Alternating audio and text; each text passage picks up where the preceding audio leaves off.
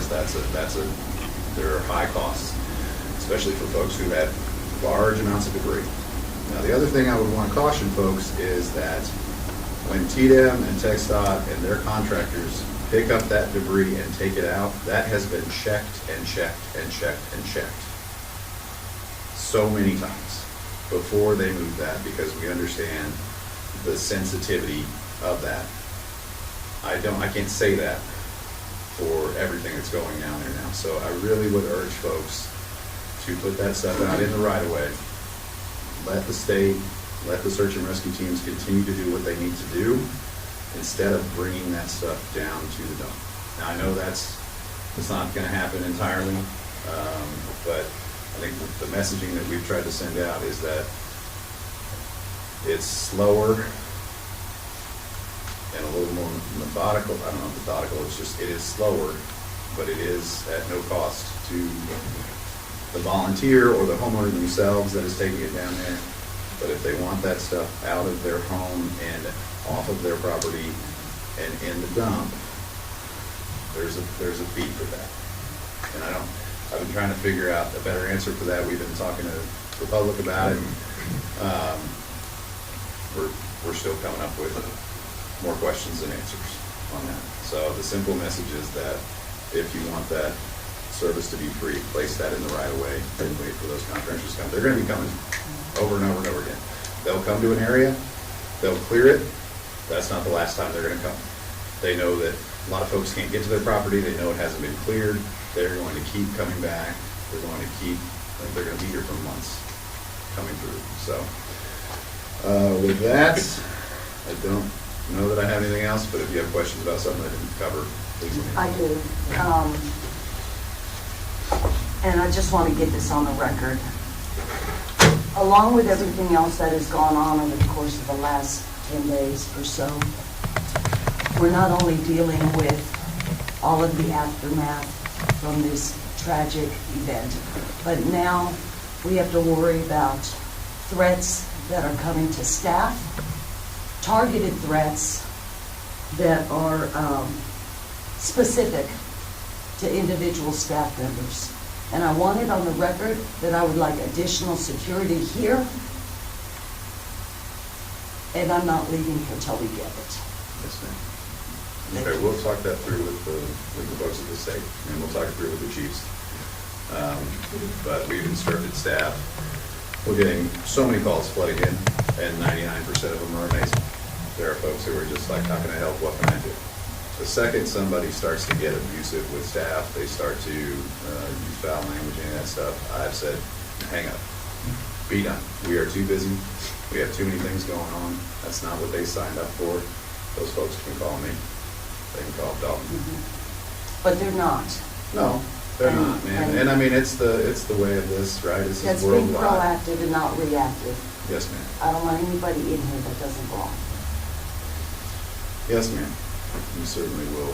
We will put that up the chain. Now everything's in a process in this whole thing. But City Marshal will be here this week. We had DPS at the last council meeting. We had DPS troopers. We had 3 officers, and then we have the officers that are here usually. So we'll make sure we continue to do that. This might be more for Dalton, but this morning on the news, they're saying our number's still holding pretty close to the 161 missing. But now they're saying we're up to 132 recovered. Is that entire length from Hunt down to Canyon Lake, or is that just here? I haven't heard a good number. Yeah, I think that 132 is numbers from all over the state or in the flooding stuff. Or we get updated numbers typically in the evening, so I haven't got today's numbers yet. I just need to follow up with them. The 161 is holding pretty steady. It will fluctuate. What we want to make sure that we have, and Texas DPS is the one that is navigating all of that. It is a one source of information, which before it was kind of multiple. And so we want to make sure that we have accuracy with the numbers, reconciliation with it. We want to make sure that anybody on the missing persons one is verified. And so that's why that Texas DPS is kind of holding those numbers. So as this develops, those numbers will come out, but I'll get confirmation on the current numbers for Kerr County and send y'all an email and we'll work with that. Thank you, sir. More frequent. Yes, yesterday I attended this task force meeting with Tatum. Ken Bell spoke to us, and his message, he said nothing else today would be no more donations. We're at capacity, we appreciate all of the donations, but we literally just don't have the space, the time, and people to manage it. So hold on to it in your place of location, wherever that is, whether it's another state, another city, another county. And at some point, if it's still an offer and we still need it, we'll be happy to take it. But we just can't take any more. There's a couple of committees he wants us to look at forming in the future, and that would be unmet needs groups of folks who, I know the first day I was at EOC, a man walked in who had lost his identification, for instance, and we did not have the ability to duplicate that for him. But, you know, now that we've kind of got a system and we know who's who and what help, we might be able to get back in touch with folks like that and help them now and we couldn't before. And then a long-term range recovery group. We thought at some point we might want to have a committee that looks at long-term, because right now we're still looking at immediate needs and taking care of those. But so that was what I was told to mention today in today's meeting. And the 210-895-3212 number is still a good hotline number for help of any kind. With Billy Jean's call, for instance, and said, we need to get some canines over to just check our debris before we remove it, things like that. So that's a good number. Yeah, and on that note, Delane, I'm also getting inquiries about where people can bring personal stuff belonging to other people that need to be returned. Is there a centralized location where we can start dropping that kind of stuff off? Oh, that's a tough one, right? Yeah, so we very early on, we started getting questions about that. And there are some nonprofit and some church groups that are trying to collect some of that. I know the sheriff is also taking a few things here and there.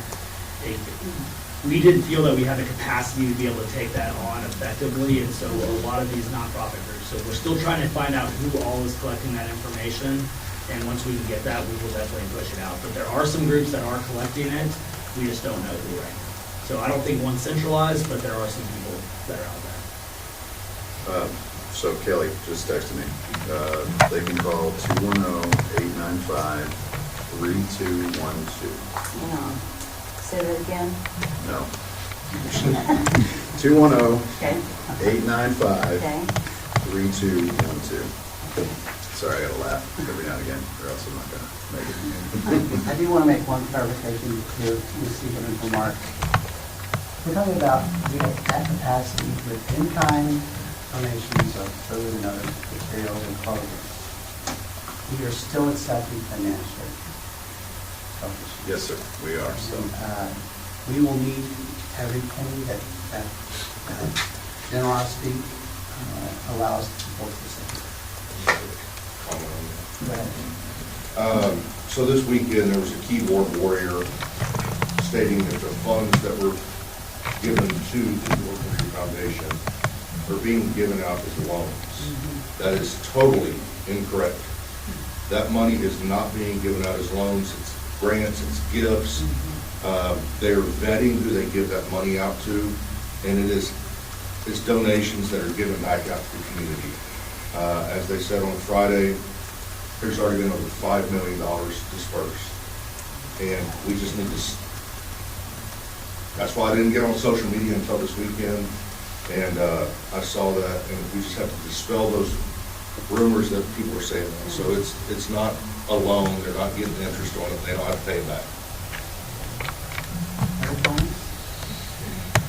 Then I'm close with this comment. Sir, if you don't mind, I was going to answer Councilwoman Siegerman's question about the gentleman who lost his identification. So DSHS has set up a family assistance center, and they have, it's not public, because it's for people who have lost, and so, Right. so we're gonna kind of guard that. But they are, represented there is Postal Service, driver's license, passports, Department of Information, Department of Insurance resources. So a lot of folks, I mean, they're like, a lot of folks, they're like, I have insurance, but I don't know what my policy number is. And some folks are like, I don't even know who my carrier is.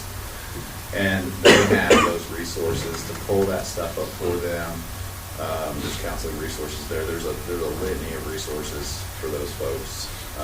And so they can look up Family Assistance Center. So, real quick, the Family Assistance Center is obviously for victims or victims' families are injured. The Disaster Recovery Center is a mirrored version of the Family Assistance Center, open to the public for those exact things, and that's at First Baptist Church. That is the one that anybody who has any vital records that they've lost, anything damage-related, flood-related, that is where they're going to want to go as the Disaster Recovery Center. At Trinity? First Baptist. First. On Washington In Street. Washington, right.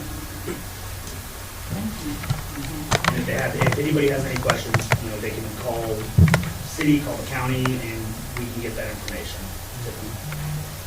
If there are no other working staff and none from council, I'd like to close with this comment.